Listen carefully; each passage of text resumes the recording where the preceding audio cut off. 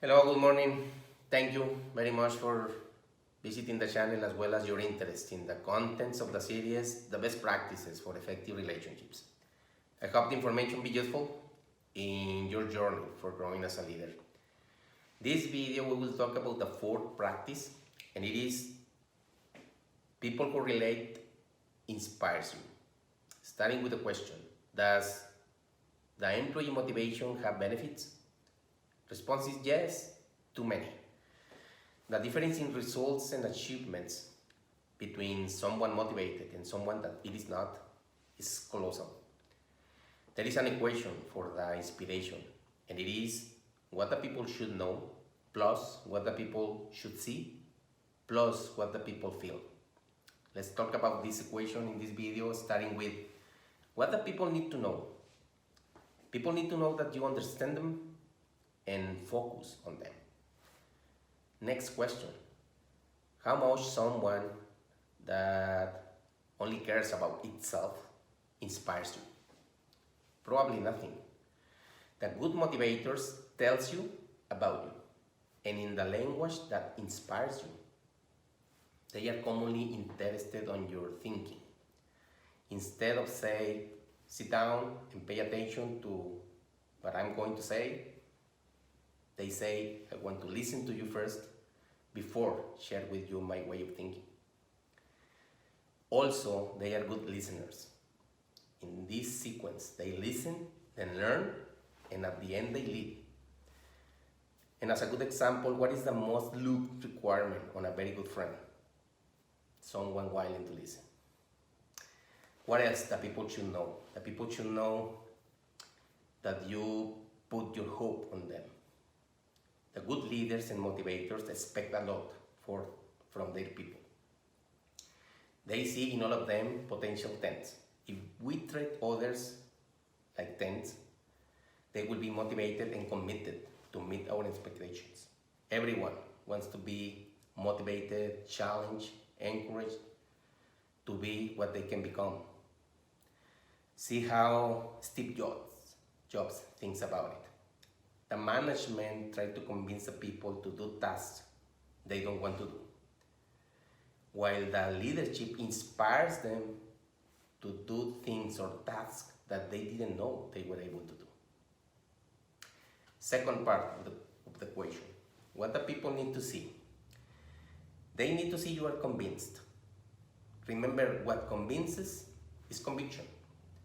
Believe in your arguments. If you don't, the other person will feel something is missing. And believe me, it will be difficult to change that perception. In other words, if the speaker is not convinced of the subject of his message, why the audience should be? They need to see also your credibility. When people trust you, they listen to you and allow you to inspire them. When you are a first-time speaker, they will give you the benefit of the doubt. But if you speak to the same audience repeatedly, you should work on maintaining your credibility. Finally, they need to see your personality. See, the mediocre teacher only says. A good teacher explains, but a great teacher demonstrates. Gandhi, for example, inspires his followers with his words, but even more with his acts. Remember, the ability to relate widely depends on the influence of your personality in all the things you do. Final part of the equation, what the people feel. Letting the people know what they should know and see is important, yes. But more important in the equation is what they feel.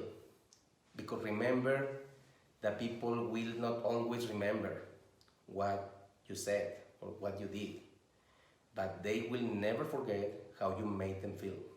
Because of that, you should pursue to instill on them at least the next 3 feelings. They need to feel your passion. Remember that vision is something that doesn't inspire itself. It is strengthened by the passion. Either written or verbal the message to inspire must come from the passion of the person that transmits it. People also need to feel your confidence in yourself and themselves. You must feel good with yourself before trying to help others to feel good with themselves. You know, if I feel good with myself and I tell you that I trust in you and your ability to do something, it's more likely that you believe in my words. And finally, they should feel your gratitude. Be grateful that they listen to you.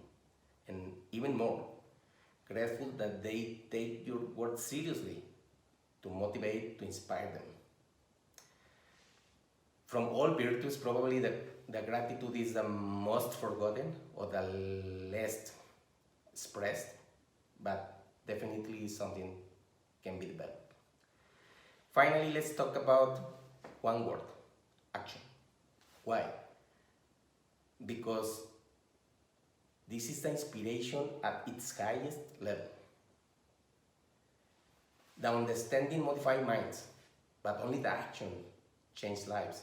If you want to help others, you should take the communication one step further and motivate them to act. How? First, saying the correct words in the proper time. Because remember, timeliness is sometimes the only difference between success and failure. And always have for them an action plan. The true test of the inspiration is action. Is what really makes a difference. See, someone that motivates you, only motivates you, makes you feel good, yes. But the next day, you are not sure why. A more effective motivator makes you feel good, and next day, you know why, and you act. That means one wants you to feel good, and the other wants you to act good. So, I hope you success in the execution of these practices. Watch the next video. We will talk about the fifth and last practice for effective relationships. And please do not forget to subscribe to the channel and recommend its contents. Thank you.